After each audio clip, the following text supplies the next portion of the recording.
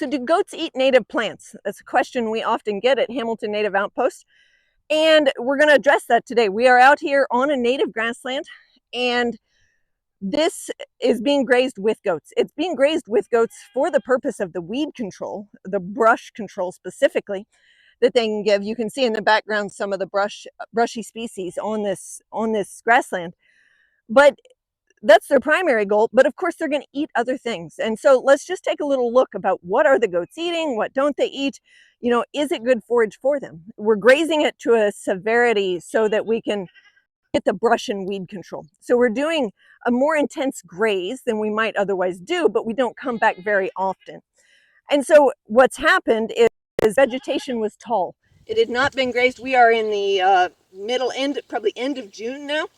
And this has not been grazed yet this year. And so we're putting a very intense graze on it, but then it'll have a long time to rest. And so these areas in here, there'd be a lot of bluestems in here that the goats have eaten. And so they like the bluestems. If it's been burned more recently, they like it even better. This is a velvet panic grass, and that you can see that they've eaten the tops out of those. And so the panic grasses are liked by them. Ashy sunflower is on the menu somewhat. They don't eat them all, but you can see they've eaten a number of the tops off of them, eaten a number of the leaves.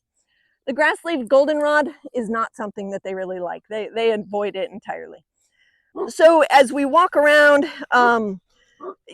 basically what I'm seeing is, of course, they're not eating the stems of those blue stems down here that have been knocked over, but that's the low quality. There's not a lot of tonnage there either.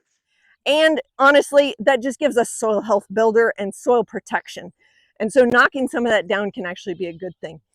And these grasses, again, they'll just regrow lush and vigorous and really be doing well here. We've had a lot of rain, and even without a lot of rain, honestly, these native grasslands, they're so resilient because they have deep roots into the soil.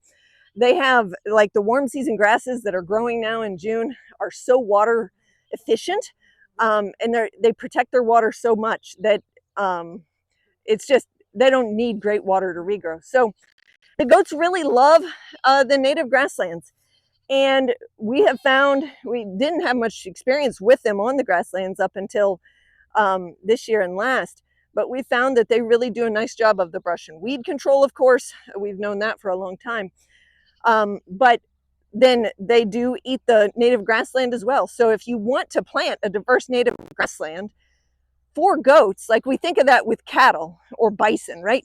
Bison, deer, elk, they were the herbivores out here on the native grasslands back in the day. And then we bring in our introduced livestock, and they act in much the same way. But these, so you could plant this native grassland for cattle, for bison. We often think of those, but it also works well for the goats.